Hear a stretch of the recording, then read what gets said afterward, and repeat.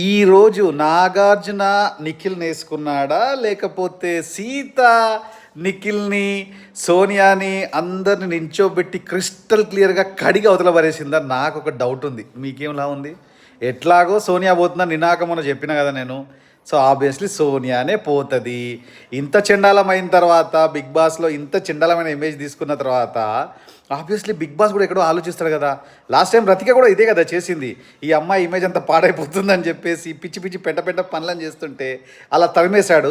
Of course మళ్ళీ తర్వాత తీసుకొచ్చాడు. తర్వాత తీసుకొచ్చిన తర్వాత కూడా ఇంకా పెట్ట చేసుకుంది ఆ అమ్మాయి. ఈసారి సోనియా పోతుంది, కానీ సీతకి మాత్రం ఒక వేసుకోవచ్చు ఈసారి.